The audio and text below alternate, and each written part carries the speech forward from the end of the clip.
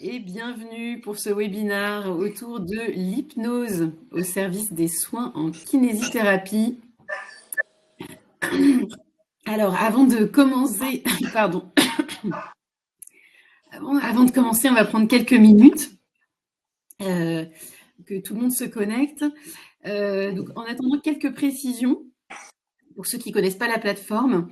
Pour poser vos questions au cours de la présentation, vous avez un onglet « Questions » en bas à droite. Vous pourrez poser vos questions. On y répondra à la fin de la présentation. On aura un moment dédié pour ce moment-là. Pour ceux qui nous quittent donc au milieu de la présentation, pas de panique. On vous enverra le replay de la présentation par email à la suite de cette présentation.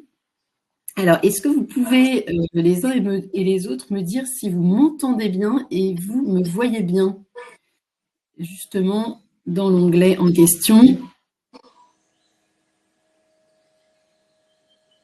Oui.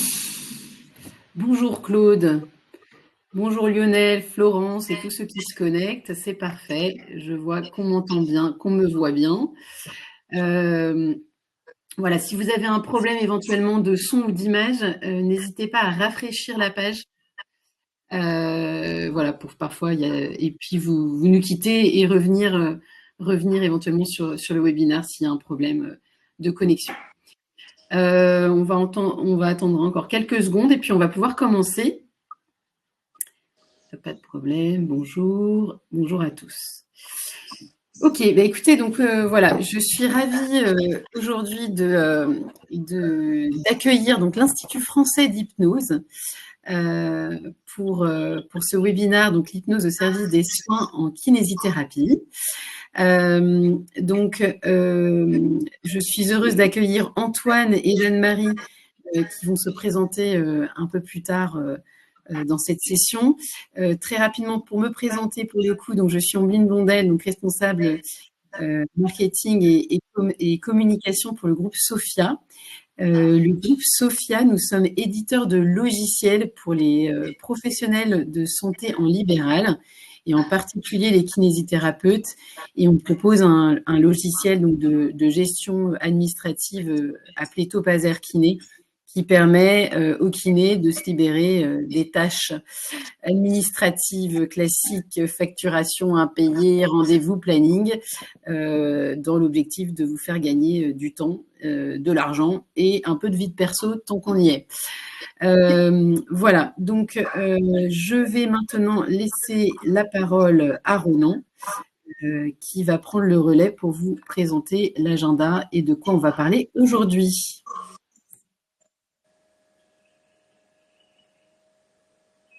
On ne vous entend pas, Ronan. Voilà, parfait. Voilà. Bonjour, merci de votre présence. Donc, je suis Saou, je suis directeur de l'Institut d'hypnose. Je vais présenter, vous avez préparé effectivement une petite présentation de ce qu'est l'hypnose thérapeutique et d'un visuel spécifique à ma sœur kinésithérapeute. Et cette présentation sera une Jeanne jour des crânes. Donc, les items par lesquels on va passer. Très rapidement, je vais vous présenter en quelques mots l'Institut français d'hypnose, qui a été créé en 1990 par un professeur en psychologie qui s'appelle Ying Cho. On ne forme que les professionnels de santé, profession médicale, paramédicale et également la branche psychothérapeutique, donc les psychologues, psychothérapeutes, psychiatres.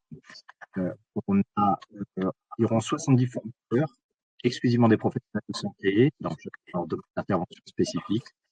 On est également bien connu pour une éthique qui fait référence dans le domaine, une approche très humaine et également pour notre pédagogie, comme très pratique, très opérationnelle et qui permet d'avoir des apprentissages qui durent. Alors, on forme à Paris et dans une de France avec différents programmes de localisation. Ronan, je suis désolée, je me permets de vous couper. Il semblerait qu'il y a des petits problèmes de son. On ne vous entend pas très bien, c'est assez haché. Je ne sais pas si c'est un problème de connexion, mais c'est vrai que c'est un petit peu haché. Ah, je suis désolé. Hop. Alors, est-ce que c'est mieux? Allez-y. Ouais, est-ce que vous m'entendez? Alors, on vous entend, il y a un petit peu d'écho. Ah, je suis désolé.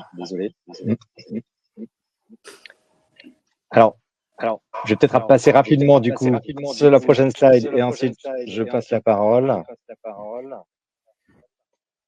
Donc, on fournit également un certain nombre de services aux patients et aux professionnels de services de santé. Notre site internet hypnose.fr sur lequel vous trouverez un certain nombre d'informations et il y a notamment un annuaire des professionnels de santé formés en hypnose qui a un vrai service rendu aux patients qui souvent nous demandent vers qui s'orienter quand on veut se faire accompagner par quelqu'un de sérieux et formé en hypnose. Alors, les intervenants aujourd'hui, donc Jeanne-Marie Jourdain. Jeanne-Marie qui est formée Je pense, en hypnose, qui est formatrice. je suis désolée Ronan, je ne sais pas ce qui se passe, peut-être c'est même mieux sans les écouteurs parce que là il y a un écho qui est... je pense que c'est même mieux sans les écouteurs, désolée, on va y arriver.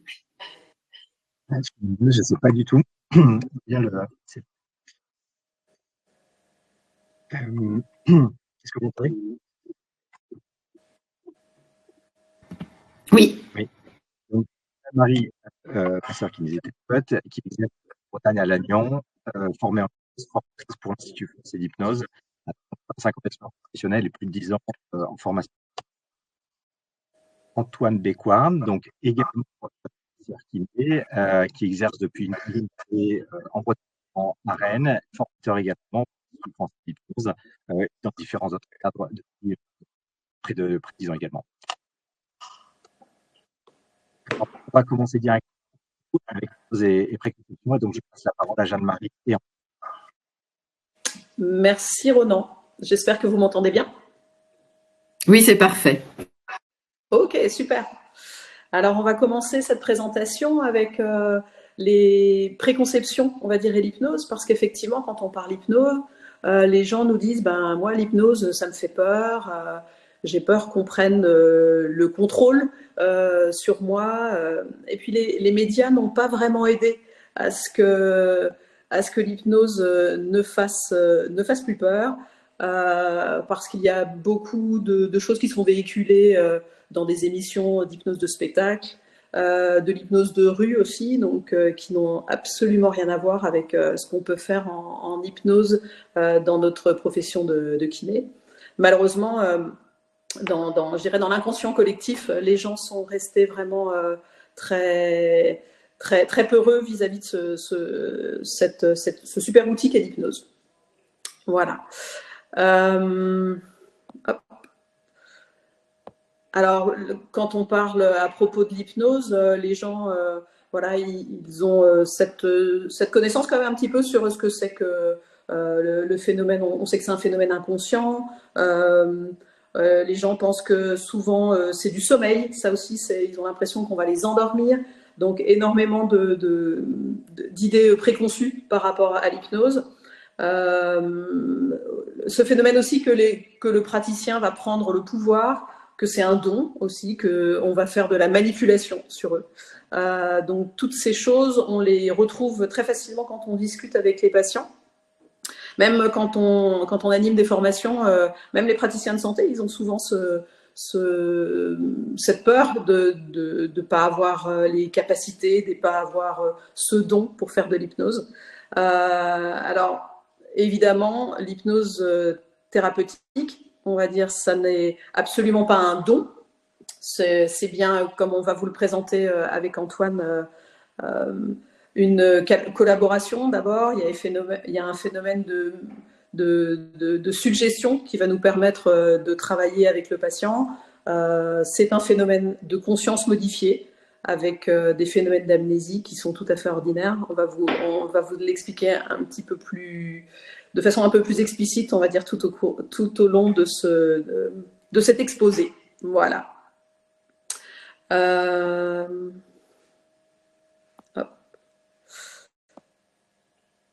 Donc Antoine, si tu peux nous définir brillamment l'hypnose, ce sera super.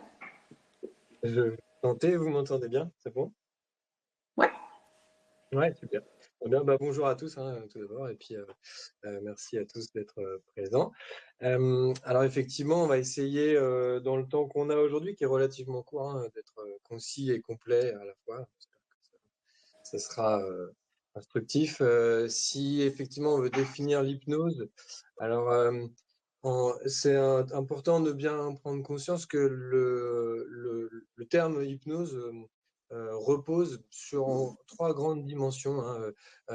On a quelque chose qui est assez connu, c'est la technique. L'hypnose thérapeutique est maintenant assez répandue, et on va voir un petit peu dans les détails qu'est-ce qu'il y a derrière tout à l'heure. Mais c'est surtout avant tout un état dans lequel on va rentrer, ressortir, qui est naturel, hein. Ça, c'est pareil, Jeanne-Marie va vous en parler un petit peu tout à l'heure. Et cet état, dans le cadre de l'hypnose thérapeutique, va reposer sur une relation. Il y a vraiment ces trois dimensions-là qui vont être importantes derrière la notion d'hypnose thérapeutique.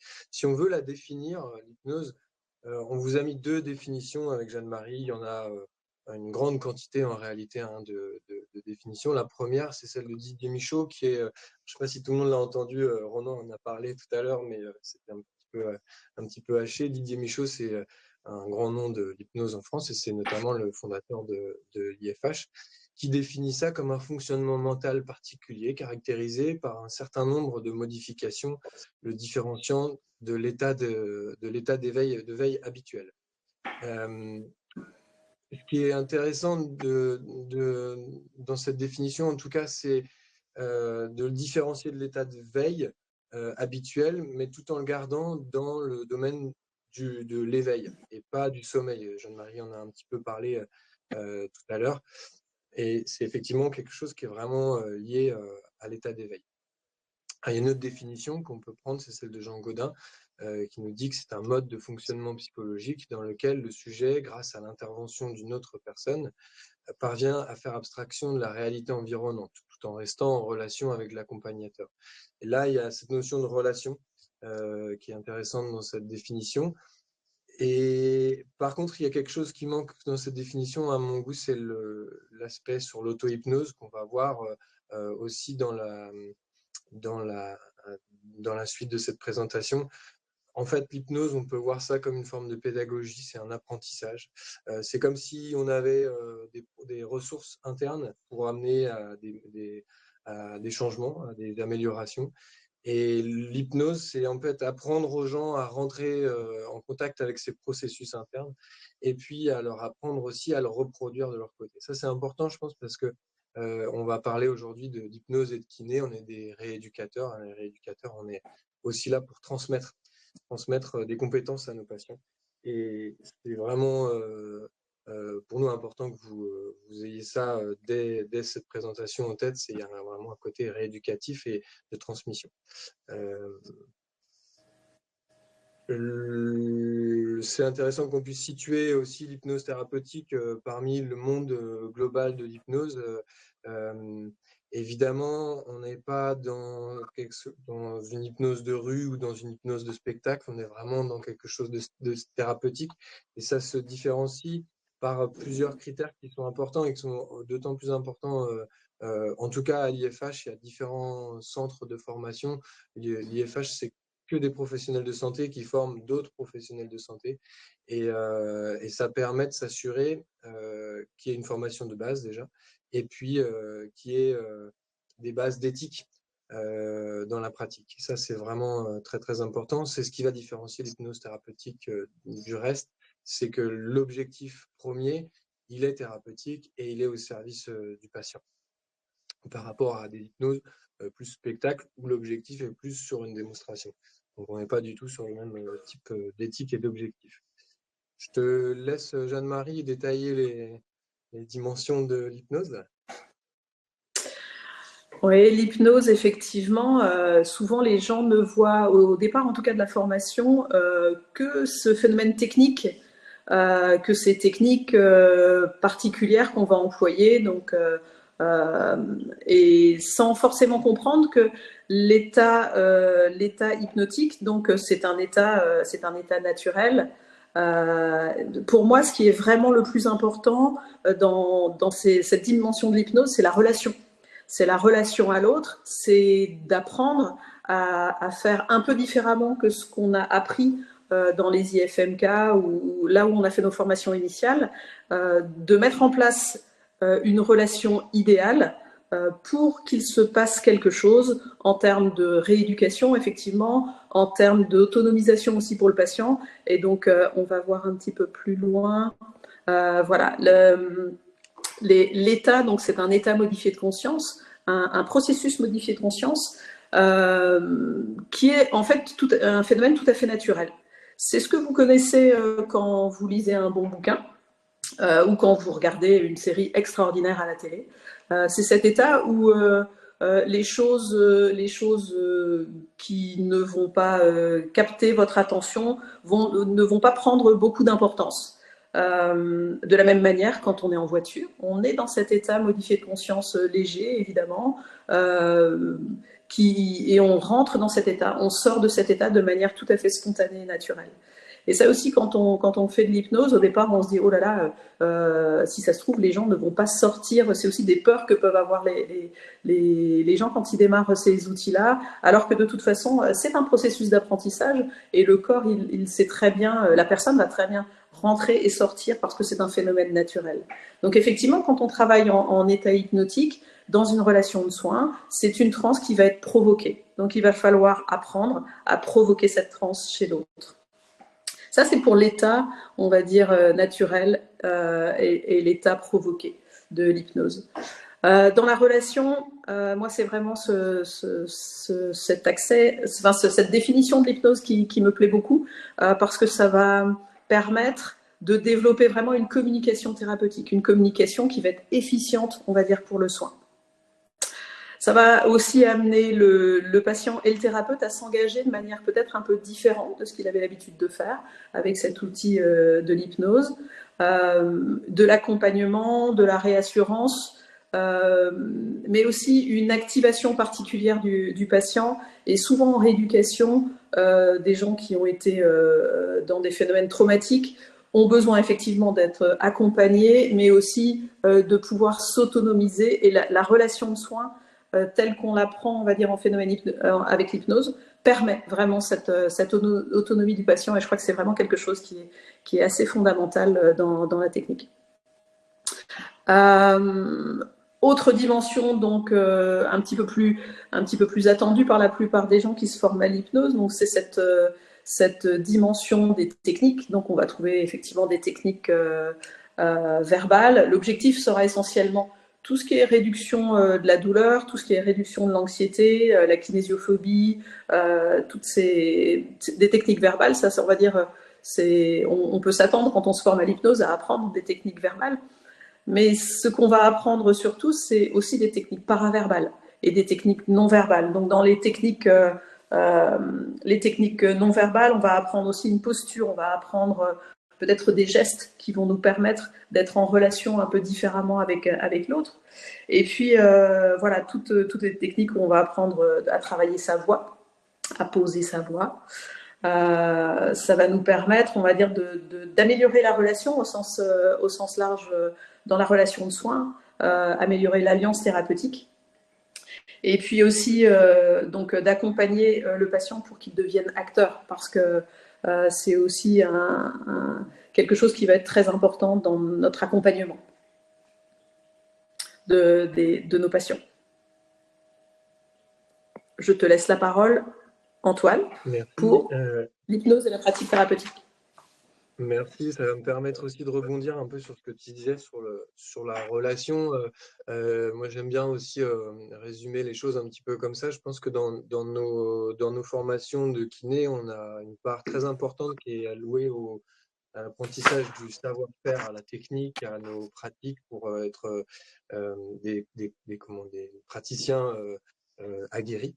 On fait beaucoup de formations en thérapie manuelle, on se spécialise dans le sport, on se spécialise en périnéologie, et donc on continue d'apprendre du savoir-faire, et je pense qu'il y a une partie qui est intéressante avec l'hypnose thérapeutique, et ça revient à cette notion de relation, c'est le savoir-être, c'est comment est-ce qu'on met en en œuvre tout notre savoir-faire. Et c'est souvent quelque chose qui, à mon sens, est laissé un peu au second plan ou en tout cas au bénéfice de l'expérience professionnelle. Et en tout cas, un des trucs que moi j'ai découvert avec l'hypnose médicale, c'est que en fait, dans ce savoir-être, il y a aussi beaucoup de techniques. Et dans ce que tu disais sur le langage non verbal, paraverbal, en fait, c'est ça. C'est comment est-ce que je me positionne et comment, sous quelle forme je donne ce que je sais faire. C'est intéressant. Alors, on va essayer de brosser un petit peu justement les applications de l'hypnose dans le milieu de la kiné. Déjà, dans un premier temps, je reviens sur ce qu'on a dit tout à l'heure, le fait qu'en fait, quand on se forme à l'hypnose, on ne devient pas hypnothérapeute, ou du moins, on ne devient pas hypnothérapeute tout court. L'idée de la formation en hypnose thérapeutique pour un kiné, c'est de rester un kinésithérapeute, un rééducateur, mais qui va avoir un petit truc en plus, pour reprendre une expression à la mode cette année, qui va avoir une petite compétence en plus. Donc, c'est vraiment l'idée d'améliorer son champ de compétences. Sur quoi est-ce qu'on va pouvoir appliquer ces techniques? Il y a la douleur aiguë, c'est vraiment peut-être le premier champ d'application, celui sur lequel les techniques d'hypnose sont les plus simples à mettre en place. Je vous ai listé, on ne va pas toutes les reprendre. Si vous avez des questions, enfin, on pourra être un peu plus spécifique. Mais voilà, tout le champ de la douleur aiguë, il y a beaucoup d'outils. C'est là-dessus que ça a été le plus étudié probablement sur les effets de l'hypnose. Sur les douleurs chroniques, on les dissocie de la douleur aiguë dans le monde de l'hypnose parce qu'il y a aussi tout un aspect stratégie thérapeutique. Et là, on revient à cette question de relation dans le soin. Comment est-ce qu'on crée de l'engagement chez le patient? Comment est-ce qu'on suscite son adhésion? Comment est-ce qu'aussi on s'adapte à ce que lui est capable de faire? Ce sont des choses que les outils de thérapie, d'hypnose thérapeutique permettent de beaucoup développer. Et puis, toujours dans cette sphère de la douleur chronique, il y a un point qui est important, c'est l'auto-hypnose.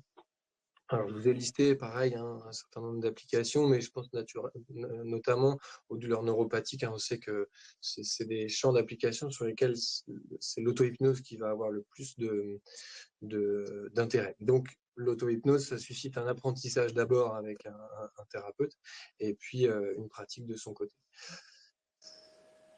Il est possible aussi d'intervenir sur de la douleur induite en fonction de ce qui est fait, peut-être plus dans les centres de rééducation ou sur des mobilisations qui peuvent être douloureuses. On peut pratiquer l'hypnose pendant les mobilisations pour les rendre un petit peu plus confortables. Il y a tout un domaine d'application en neurologie. Une fois qu'on a appris à faire de l'hypnose, faire de l'imagerie mentale, c'est très facile, c'est très simple et ça, c'est un vrai complément. Et puis, il y a toute la sphère des pathologies où il va y avoir un niveau d'anxiété important. Je pense notamment au syndrome post-chute ou à la kinésiophobie. Et dans ces pathologies-là, évidemment, le niveau d'anxiété, c'est quelque chose sur lequel on peut très vite jouer avec les outils d'hypnose.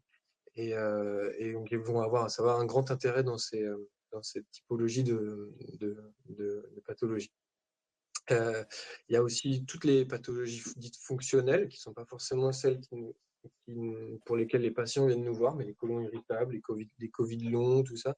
Il y a beaucoup de choses à faire aussi de ce côté-là. Et plus largement, c'est la sphère de la gestion des émotions qui est aussi intéressante. Je pense que vous serez d'accord avec ça. On a beaucoup ces témoignages de patients qui nous disent que leur douleur est liée au stress. Donc, c'est toujours intéressant de pouvoir à un moment leur dire tiens, moi, si vous voulez, j'ai un petit outil pour apprendre à gérer le stress. Est-ce que ça vous intéresse? C'est quelque chose qui fonctionne assez bien. Ensuite, ce qui est aussi intéressant de concevoir, c'est que c'est une technique qui vient en complément d'une spécialité qu'on peut avoir. Je vais le détailler un petit peu plus loin sur les trigger points. Moi, je suis formé en trigger points, je travaille pas mal avec ça. Et pour le coup, l'hypnose est un super moyen de rendre mon traitement plus efficace. plus rapide ou plus clair dans son action. Mais ça peut aussi s'adapter quand on travaille avec la neurodynamique et quand on travaille avec la thérapie manuelle de manière générale, mais viscérale aussi. La thérapie miroir, c'est une technique aussi qui fonctionne très bien avec l'hypnose, dans le sens où on peut utiliser la thérapie miroir pour faire de l'hypnose, ou on peut utiliser l'hypnose pour faire de la thérapie miroir, ça fonctionne très très bien. Et puis après, voilà, les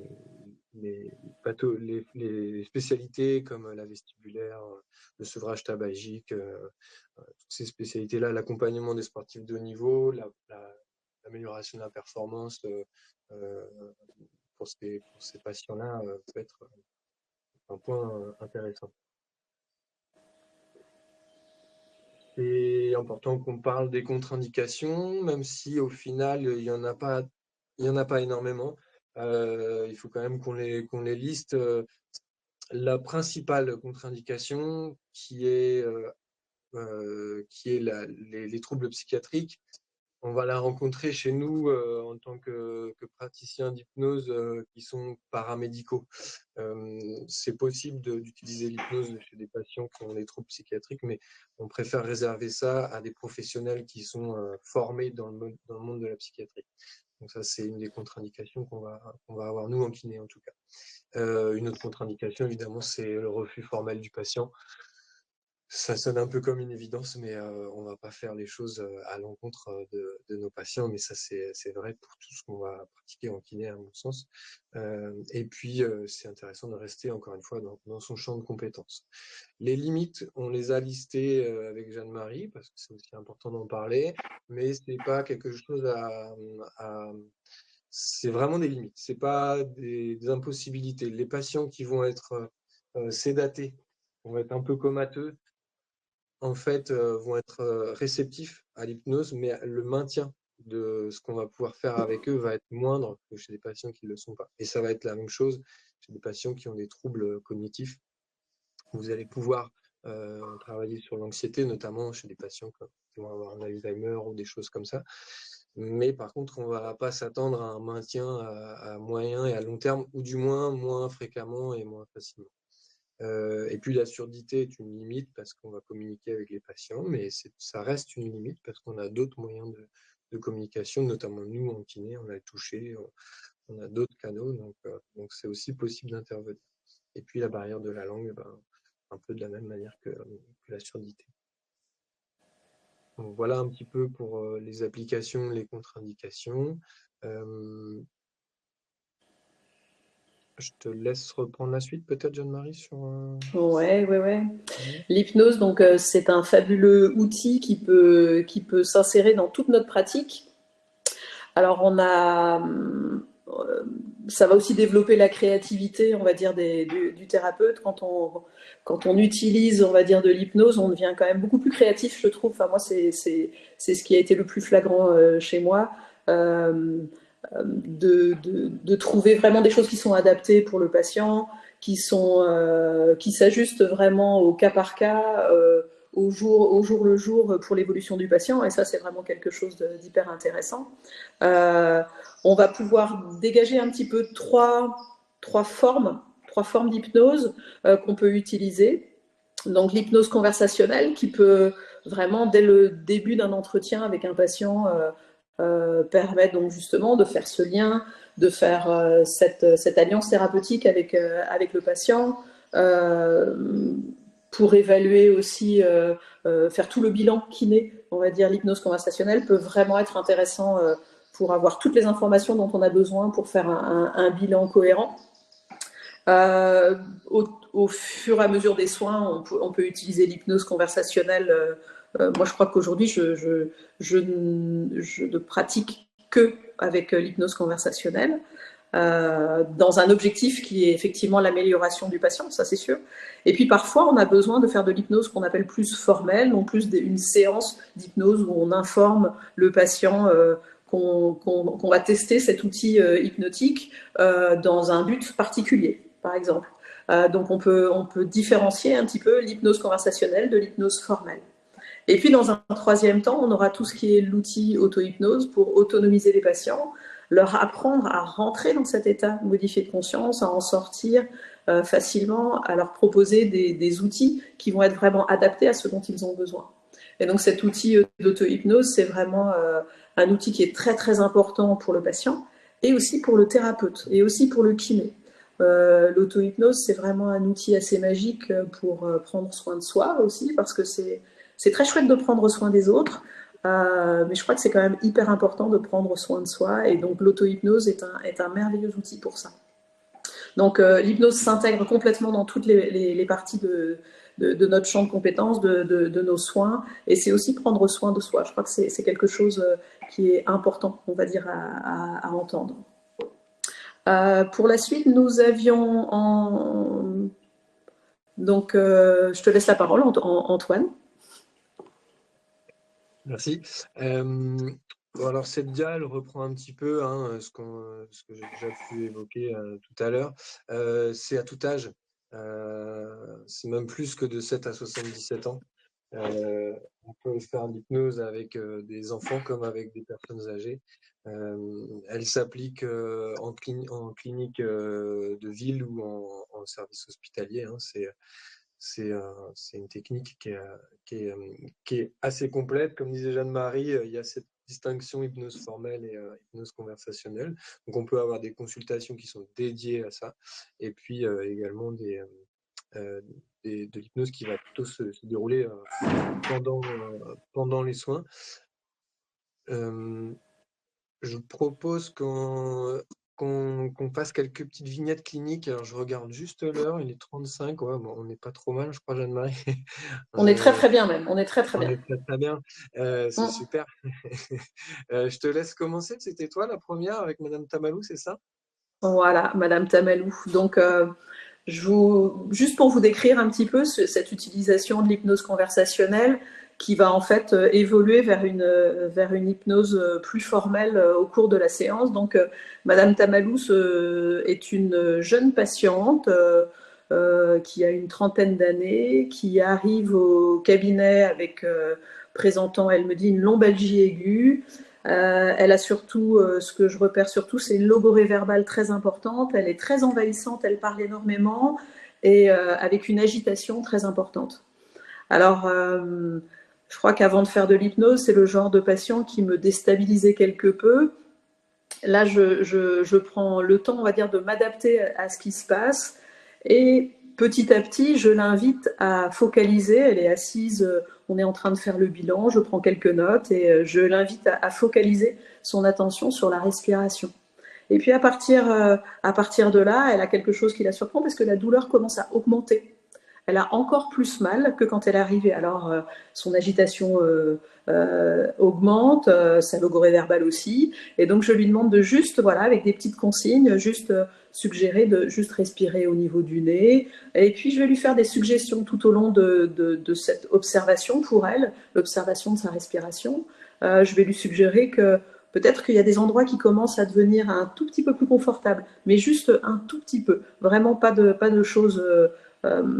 pas de choses énormes et pas de grandes différences, mais juste des petites choses qui deviennent confortables. Et puis d'observer dans quels muscles, peut-être que c'est les muscles qui sont plutôt distaux ou peut-être les muscles qui sont plutôt proximaux, qui vont percevoir un peu de détente. Et au fur et à mesure, je vais l'amener à se rendre compte que plus elle respire tranquillement, de manière consciente, en état vraiment d'hyper-conscience sur sa respiration, donc c'est un état modifié de conscience, que son corps commence à se détendre. Alors pas de façon extraordinaire, mais suffisamment en tout cas pour déjà pouvoir échanger avec elle de façon beaucoup plus simple, beaucoup plus facile et fluide pour moi. Donc de créer cette relation de confiance qu'on peut mettre en place, qui est indispensable en fait dans une relation thérapeutique. Et puis de lui proposer, voilà, petit à petit des exercices de respiration qui vont là être beaucoup plus à viser de détente, avec toujours cette utilisation de la suggestion, avec toujours cette façon de faire qu'on utilise en hypnose, à moduler la voix, etc., pour lui permettre, on va dire, d'activer quelque chose, on va dire, qui est de l'ordre d'une analgésie, pour qu'elle ressente. Donc on était passé d'une douleur qu'elle évoquait à 8 au départ, elle est montée à 9, Et à la fin de la séance, elle me dit qu'elle a entre 5 et 6. Et elle hésite entre 5 et 6. Donc je lui demande d'observer, voilà, cette fluctuation qui peut continuer à se moduler petit à petit dans la journée. Voilà, donc on est passé d'une patiente qui était très agitée à une patiente qui ressort du cabinet avec cet outil déjà en main de la respiration pour pouvoir s'occuper un petit peu d'elle et d'avoir créé aussi cette relation de confiance qui va nous permettre de travailler beaucoup plus sereinement dans les séances qui vont suivre. Voilà pour cette première vignette clinique. Et je crois qu'Antoine, tu en avais une autre aussi à présenter. Oui, moi je vais vous parler de Thierry's arthrose. Alors Thierry's arthrose a un problème de pouce, hein, mais pas que. Il a aussi un problème de relâchement. Ça fait partie des patients qui, quand ils sont dans nos mains, ont l'impression qu'ils sont relâchés. Mais pour autant, nous, on sent bien qu'ils ne nous laissent pas complètement les mobiliser. Personnellement, j'en ai rencontré pas mal, je pense qu'on en a tous dans nos cabinets. Et j'avais une difficulté au départ à travailler avec ces patients parce que c'est toujours délicat quand il y a de la résistance de savoir où est la limite pour nous en mobilisation, notamment après une intervention, une première mobilisation après un plâtre ou après une attelle. D'avoir un patient qui n'est pas relâché, c'est toujours un peu plus compliqué. Et je travaille maintenant chez ces patients-là avec d'abord un premier axe, c'est la prise de conscience du relâchement. Et on va utiliser des techniques d'hypnose conversationnelle pour le coup, là, pour vraiment leur apprendre qu'est-ce que c'est que le relâchement. Si on imagine le relâchement comme un processus interne, nous, on y est très familier en kiné parce qu'on a appris à se laisser faire avec nos collègues quand on était mobilisés durant nos études et tout ça. Donc, c'est pour nous très, très simple de sentir si on est relâché ou pas relâché. Mais pour certains patients, ça n'est pas toujours le cas.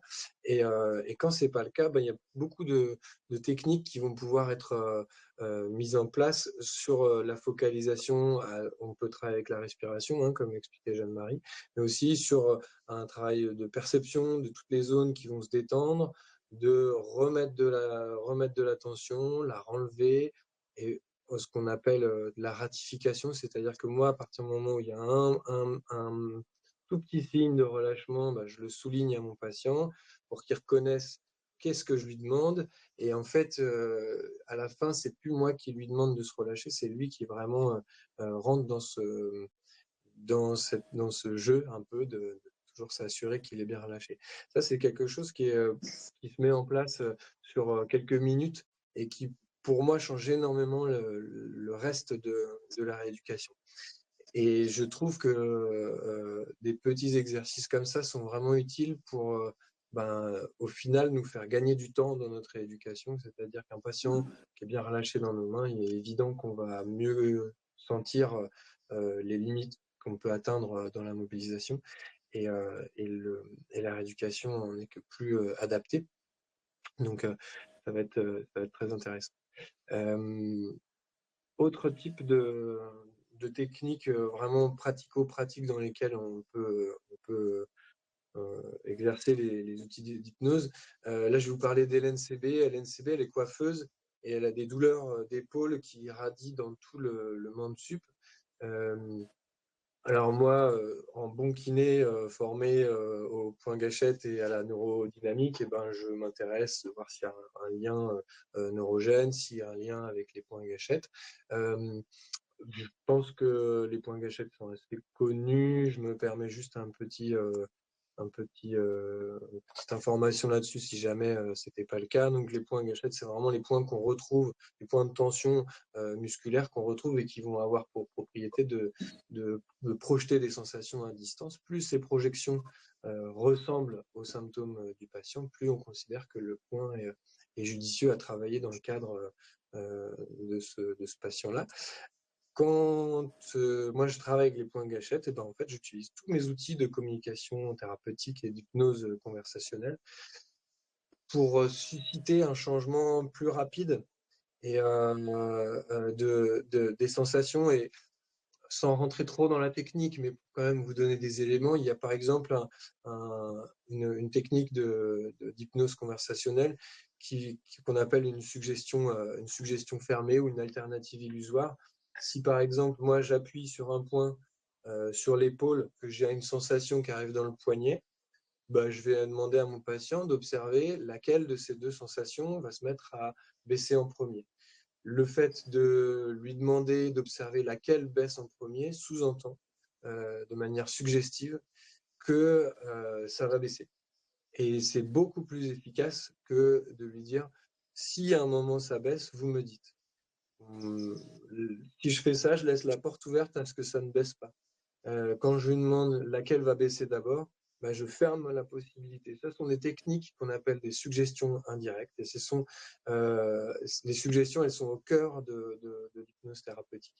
C'est ce qui va faire que la suggestion, c'est l'idée de quelque chose qu'on transmet au patient et qui précède la réalisation de ce quelque chose. C'est peut-être pas très clair comme ça, mais c'est l'idée d'amener à un changement et on a toute une série de techniques suggestives comme ça qui sont intéressantes, qui vont être placées d'une manière spécifique dans la communication avec le patient. On va parler sur son temps expiratoire. Donc là, de nouveau, c'est encore un peu technique, mais ce sont tous des petits outils qui vont se greffer sur mon traitement de points gâchettes et qui vont, à mon sens, le rendre plus efficace. Alors ça, c'est assez empirique. Alors, s'il y a des gens qui sont des étudiants en kiné qui ont envie de faire des mémoires sur l'hypnose et la kiné, c'est à mon avis un point intéressant de voir. Ce serait intéressant de le vérifier. En tout cas, de manière empirique, c'est assez intéressant. Je ne sais pas si tu veux compléter sur cette notion de suggestion, Jeanne-Marie, puisque je pense que c'est un point clé, et puis peut-être passer sur ta vignette à toi après. Ouais, sur la vignette de Monsieur Contrôle Tout. Monsieur Contrôle Tout. Hop, on l'a passé. Voilà. Monsieur Contrôle Tout est cartésien et j'ose le dire, il est enseignant. Alors, je pense que voilà, quand on est Monsieur Contrôle Tout et qu'on est enseignant, eh ben, on sait beaucoup de choses. Eh bien, utilisons les ressources et les compétences de ces patients qui connaissent tout. Et donc, il arrive, il me dit que son trapèze est bloqué. Alors, je saute sur l'occasion, effectivement, pour lui demander de me décrire avec grande précision comment son trapèze est bloqué, qu'est-ce que son corps lui donne comme information pour lui dire que le trapèze est bloqué. Et donc là, il me fait une analogie extraordinaire, presque une métaphore. Il me dit, c'est bizarre, les examens ne donnent rien. J'ai été voir le médecin. Par contre, voilà, il me décrit très précisément donc un objet en bois. Alors, je lui dis, effectivement, pour un trapèze, souvent, ils sont en bois. Et donc, on est parti comme ça sur une conversation qui, si quelqu'un arrivait dans la pièce, il pourrait se demander de quoi on parle, mais en fait, on parle bien du symptôme du patient. Et je lui ai donc permis de développer complètement cette analogie qui pour lui était tout à fait évidente parce que c'est ce que son corps lui apportait comme sensation. Donc on a été petit à petit, avec son autorisation, fait l'expérience de modifier cette sensation qu'il perçoit. Petit à petit, de manière tout à fait imaginaire, avec aussi parfois un peu de respiration, et puis parfois de manière complètement un peu magique, je vais dire, donc avec des suggestions qui paraissent un peu loufoques quand on n'est pas dans le contexte d'un soin avec l'hypnose. Et en tout cas, le patient, petit à petit, se rend compte que cette sensation va se modifier et qu'il est toujours dans ce contrôle. Donc, on va utiliser cette compétence extraordinaire qui est le contrôle, de tout contrôler. Il contrôle tout et ses sensations se modifient. Plus ces sensations se modifient, plus la perception douloureuse va se modifier. Et donc, c'est aussi une des façons, je dirais, de kinésithérapeute un peu feignant, parce que, en fait, c'est le patient qui va faire le travail. C'est le patient qui va aller chercher à activer tout ce qu'il connaît, toutes ses ressources, tout son imaginaire, pour modifier les symptômes. Et je le revois quelques jours après, une semaine après, la sensation en confort, on est passé de 2 de confort à 8 de confort. parce qu'il a continué à faire ce petit travail en dehors du cabinet aussi. Donc, il m'a permis de ne pas faire grand-chose. Et lui, Monsieur Contrôle Tout, était très content parce qu'il allait beaucoup mieux. Voilà, pour une autre petite vignette clinique. Je ne sais plus du tout.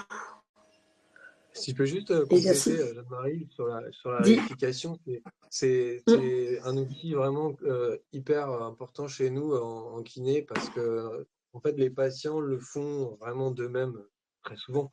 Le patient qui arrive en disant j'ai l'impression d'avoir la tête dans un étau ou j'ai l'impression que il y a quelque chose qui m'écrase la main, il est déjà en train en fait, de transmettre sa douleur d'une manière imagée. Et en fait, la réification, c'est jamais que d'aller encore un peu plus loin dans cette image et de l'aider, le patient, à faire évoluer cette image qui pose sur sa sensation douloureuse. Donc, pour nous, la réification, c'est peut-être la technique d'hypnose la plus naturelle dans notre métier de kiné. D'ailleurs, quand tu as parlé d'études tout à l'heure, il y a une étude qui est en train d'être faite sur la comparaison entre la technique de réification, justement, en post-opératoire sur les prothèses totales de genoux contre une rééducation plus ordinaire en motorique. Voilà, il y a une étude qui est en train d'être faite sur la région parisienne. Ok. Ouais. Ronan, on va te laisser peut-être reprendre la parole sur la partie comment se former. Très bien. Merci beaucoup, Jeanne-Marie et Antoine, pour ces éléments. Je vais très rapidement vous présenter quelques éléments pour les personnes qui souhaiteraient se former, quelques éléments de cadrage, et ensuite on passera rapidement à des questions pour qu'il y ait un temps d'échange. Un certain nombre de questions ont été déjà remontées. Je vais vous en faire la synthèse juste après. Donc, quelques bonnes pratiques en matière de formation en hypnose. Vous savez que l'hypnose, vous avez compris maintenant que c'est un complément de formation, un complément de savoir-faire sur la base d'un métier initial. Ce n'est pas un métier. Tous les organismes de formation n'appliquent pas cette règle. C'est important de choisir ceux qui respectent cette éthique. Et également le fait qu'il soit dédié aux professionnels de santé, ce qui vous permettrait d'avoir des échanges comme on a eu là avec d'autres pairs et de s'enrichir. Certains organismes forment tout type de professionnels. Donc, nous, on a eu des demandes de garde-chasse, de comptables, etc. Donc, effectivement, les échanges dans la salle ne sont pas du tout les mêmes. Faites attention aux déclarations abusives. L'hypnose est très puissante et fonctionne très bien sur un certain nombre de choses, mais ça ne marche pas sur un certain nombre d'autres choses. Et donc, notre rôle, notre responsabilité, c'est de dire justement, de faire la séparation et d'être honnête sur ce sujet. Donc, quand vous voyez un site Internet qui vous présente des choses trop belles, méfiez-vous. Un point important également, une formation, ça doit avoir une utilité très concrète. Donc, bien définir ses objectifs, se projeter, voir ce que vous allez faire après et en fonction de ça, choisir votre formation plus ou moins courte, plus ou moins longue sur telle ou telle thématique en fonction de votre budget également. Également, valider l'impact concret de la formation. Si vous faites une formation, c'est derrière pour pouvoir pratiquer, comme je le disais. Il y a certaines mécaniques qui fonctionnent mieux, notamment les cursus qui sont progressifs. Les formations flash, ça ne marche pas. Sur quelques jours, vous pourrez avoir l'impression d'avoir beaucoup monté en compétences, mais malheureusement, vous n'allez pas pratiquer dans la durée. Également, les formations e-learning ne fonctionnent pas du tout. Vous en verrez un certain nombre parce que commercialement, c'est plus intéressant pour certains organismes, mais malheureusement, ça ne fonctionne pas. Les critères, du coup, vous pouvez étudier. Donc, ce sera plutôt les annuaires des diplômés et les réseaux d'anciens. Donc, pour ce qui est de l'IFH, on a un ensemble de formations. Je ne vais pas les détailler ici. Vous avez le détail sur le site internet, donc hypnose.fr. Et je vais vous le mettre dans la discussion, le lien spécifique vers la page pour les masseurs kinésithérapeutes. Juste pour information, on a une prochaine formation, un prochain cycle qui démarre le 3 mars. Et également, Jeanne-Marie qui nous fera le plaisir d'animer un séminaire en fin d'année. Et donc, qui sera accessible. C'est un séminaire d'approfondissement. Donc, nos séminaires sont accessibles aux gens qui ont préalablement formés à ces techniques d'hypnose. Voilà. Et écoutez, je vous propose désormais de passer aux questions que vous avez posées via l'onglet questions. Alors, une première question, c'est est-ce qu'il y a des études scientifiques sur l'effet de l'hypnose sur la douleur? Antoine, tu veux répondre à cette question? Ouais, je veux bien, pas de souci. On n'a pas abordé ça sur la présentation parce que le temps est court, mais effectivement, c'est une question importante. C'est ce qui fait que l'hypnose est arrivée, a pris une place aussi importante dans le milieu du soin, c'est qu'il y a des vraies études. Ça fait quelques années maintenant que c'est bien étudié, notamment avec l'arrivée de l'IRM fonctionnel, on a beaucoup progressé sur les connaissances en hypnose, sur les neurosciences et donc sur l'impact de l'hypnose. Alors pour être assez succinct, ce qu'on peut retenir, c'est qu'en fait, l'impact de l'hypnose au niveau de la douleur, c'est sur les aires les aires cérébrales qui gèrent la douleur, notamment le cortex somatosensoriel qui gère en fait l'intensité, la localisation de la douleur. On va avoir son activité qui va réduire grâce aux suggestions qui sont données en hypnose.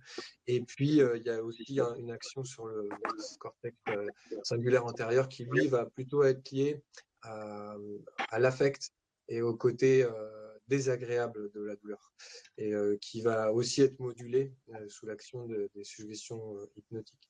Il y a un dernier aspect, pour pas aller trop, il y en a beaucoup, hein, parce que si vous voulez vous renseigner, il y a je vous renvoie à un livre qui s'appelle Hypnoanalgésie et hypnosédation, qui a été écrit par Antoine Bioy et Isabelle Célestin, où là vous pouvez avoir plus de détails. Mais il y a aussi une action sur les afférences sensorielles et leur arrivée dans le milieu, au niveau des zones corticales, comme si les arrivées étaient moindres en fait sous l'action de l'hypnose. Donc oui, il y a un vrai substrat scientifique derrière la pratique de l'hypnose thérapeutique. Très, très bien, merci. Et Est-ce bien que, sûr, oui, pardon, je termine juste aussi là-dessus. Après, il y a tout la version auto-hypnose aussi, où là, il y a aussi beaucoup d'études, notamment sur les douleurs neuropathiques, les douleurs chroniques, où c'est là où il y a le plus d'études qui sont menées actuellement et avec le plus de résultats. Ouais. très bien, merci. Est-ce que, en tant que kiné, on peut afficher le fait que l'on fait de l'hypnose et quelle est la position du Conseil de l'Ordre sur ce sujet? Je crois qu'officiellement, il n'y a pas vraiment de position du Conseil de l'Ordre. En tout cas, moi, j'ai déclaré, donc ça fait 20 ans que je suis formée à l'hypnose, et ça fait 20 ans, quand on nous a demandé, il y a une quinzaine d'années, de déclarer nos formations, je l'avais déclaré au Conseil de l'Ordre, voilà, comme étant une activité à part entière, pratiquée dans mon cabinet, avec la kinésithérapie. Ouais. Donc, officiellement, il n'y a pas grand-chose de notable. Et en tout cas, je sais que notre domaine de compétences qui est établi par l'ordre des kinés comprend la gestion de la douleur. Donc, en ce sens-là, moi, je pense que c'est tout à fait indiqué. Ouais. Tout à l'heure, on a parlé effectivement d'éthique. Alors là, je vais faire une réponse un petit peu générale, mais en fait, la position éthique de l'IFH depuis 35 ans, c'est de dire que grâce à l'hypnose, en fait, vous allez toujours rester dans votre métier, mais c'est juste que vous allez aller plus loin dans votre métier. Et donc, dans ces conditions, comme vous respectez les règles et les indications relatives à votre métier, en fait, vous restez compatible, votre exercice est tout à fait correct. Et c'est ce qu'on applique. C'est la position qu'on propose à l'ensemble des professionnels de santé que l'on forme. Alors après, certains conseils de l'ordre sont plus ou moins informés sur ces sujets et peuvent être un peu plus interrogatifs ou voilà. Mais c'est la position. Vous continuez de faire votre métier en fait, et donc dans ces conditions, vous êtes cadré.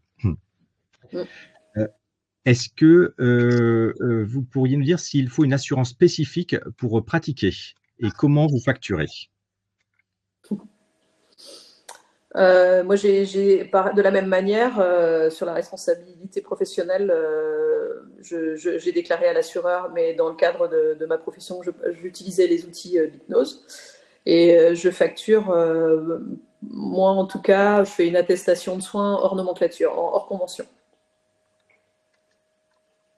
D'accord. Une question de Nicolas qui demande si vous pratiquez l'hypnose ericksonienne ou hellmanienne. Ericksonienne.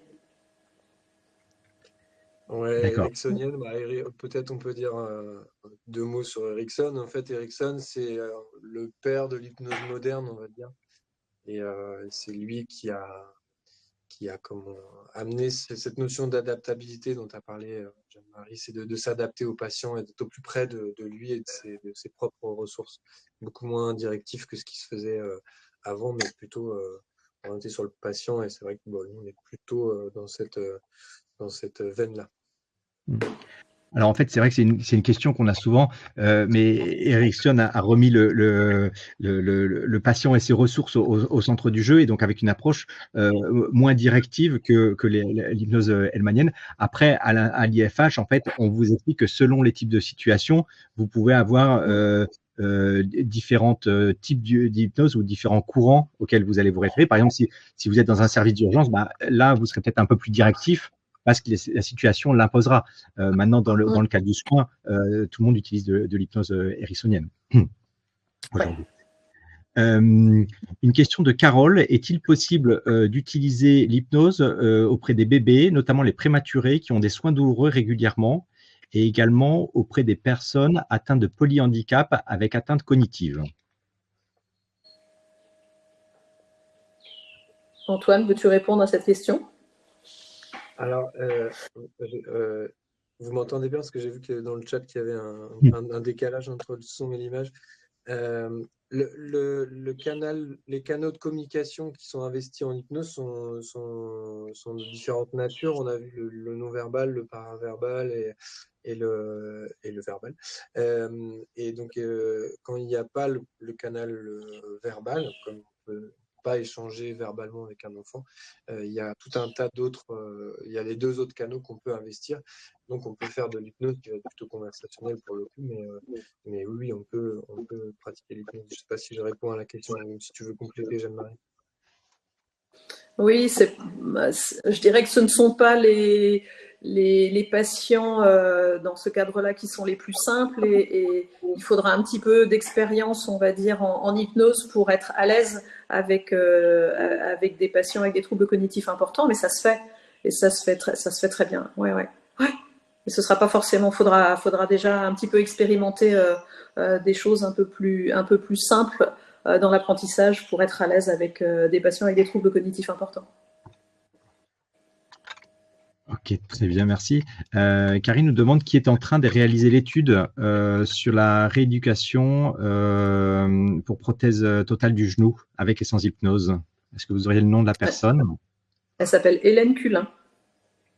Très bien. Elle travaille dans un IFMK sur Paris pour des malvoyants. Je n'ai plus le nom en tête, là ça ne me revient plus de l'IFMK. Mais c'est pour personnes malvoyantes. Très bien. Et une personne nous demande vos noms de famille. Donc c'est Antoine Bécoirne et Jeanne-Marie Jourdain. C'est ça. Vous les retrouvez un peu plus haut dans le PowerPoint. Alors, également, une autre question sur pourquoi se former à l'IFH plutôt qu'en diplôme universitaire. Alors, effectivement, il existe des diplômes universitaires dans un certain nombre d'universités. Alors, en général, ce que nous disent les gens, c'est que souvent, quand ils choisissent le diplôme universitaire, c'est pour avoir le titre. Après, en termes de contenu, l'IFH, c'est vraiment de la formation professionnelle par des professionnels pour des professionnels. Donc, on est énormément sur la pratique. On ne vous demande pas un mémoire extrêmement long à la fin, contrairement à un certain nombre la majorité des DU. Donc ça, ce serait la différence. Ensuite, la reconnaissance de l'IFH est très, très bonne également. Donc, vous avez un annuaire en ligne également qui permet de faire savoir aux patients que vous êtes formé en hypnose. C'est un vrai service que vous leur rendez. Très souvent, on est appelé par des patients qui ne savent pas vers qui aller de sérieux. Donc voilà, je dirais les différents cursus. Et par ailleurs, les DU, vous vous engagez sur la durée. À l'IFH, en fait, vous avez des formations de différents formats et qui peuvent être combinés. Donc, vous pouvez avoir des parcours plus ou moins longs. Enfin, il y a une progressivité en fonction de vos besoins effectifs. Alors, s'il y a encore une ou deux questions, peut-être que on va pouvoir y répondre. Je fais une dernière vérification. Peut-être est-ce que vous pouvez nous dire quelle est la différence entre l'hypnose et la sophrologie? On a Alors, parlé tout à l'heure des... Ouais. Vas-y, Antoine. Vas-y. Ouais, tu compléteras si besoin. On a parlé tout à l'heure de suggestions dans la présentation. Disons que le travail de l'hypnose repose beaucoup sur ces suggestions qui sont adaptées au patient en fonction de ce avec quoi il vient, des objectifs qu'on va avoir avec lui. Et ça va se cibler grâce à ces suggestions. Et donc, c'est un processus qui est peut-être un petit peu plus actif en ce sens que la sophrologie. Quand on arrive sur l'auto-hypnose, parfois ça peut s'apparenter beaucoup à de la sophrologie, mais il y a cette notion préalable d'adaptabilité qui va être plus présente à mon sens en hypnose. Je ne sais pas si tu veux compléter, Jeanne-Marie. Moi, je dirais que la sophrologie, le premier objectif, même si Milton Erickson et Alfonso Caicedo ont travaillé ensemble à une époque, la sophrologie, on cherche essentiellement à ce que le patient reconnecte son corps et une perception de son corps. Il n'y a pas la notion de chercher à modifier des sensations, chercher à améliorer le mouvement, chercher à... Il n'y a pas tout ce travail, on va dire, de modification, de changement qu'on a dans l'hypnose. On est plus sur, entre guillemets, juste la relaxation, perception du corps. Et normalement, en sophro, on est juste dans ce fonctionnement-là. Donc ça fait une différence notable. Très bien, merci. Et est-ce qu'on peut prendre en charge des grands brûlés avec l'hypnose? Ah oui. La première fois que j'ai été en contact avec des praticiens en hypnose, c'était à Liège, dans le service du professeur Fémonville. J'étais stagiaire kiné et donc j'ai vu pratiquer l'hypnose pour la première fois dans un service de grands brûlés. Ouais. D'accord. Et peut-être un mot sur les troubles neurologiques fonctionnels. Et est-ce qu'il y a des publications sur le sujet? Antoine, tu peux répondre? Alors on en a parlé à la dernière réunion des formateurs, justement, et c'est un domaine dans lequel il y a beaucoup d'espoir et où l'hypnose est beaucoup étudiée. Est-ce qu'il y a des résultats clairs d'un point de vue scientifique? Ça, je voudrais pas vous dire de bêtises, mais oui, c'est typiquement le genre de pathologie sur lesquelles on va pouvoir nous intervenir effectivement, notamment par rapport au fait d'être adaptable à nos patients et à ce qu'ils sont capables de faire et pas faire. Je pense que, déjà pour nous aider nous à mieux comprendre et mieux recevoir ce que ces patients ont donné. Je pense que l'hypnose a déjà un grand atout. Okay. Et est-ce que vous prévenez vos patients lorsque vous faites de l'hypnose? Tout dépend. Pas en hypnose conversationnelle. Voilà. Ouais. En hypnose formelle, effectivement, quand on cherche. Ouais. Vas-y, Antoine. Moi, c'est souvent plus après que les patients me disent mais c'est pas de l'hypnose. Oui, peut-être.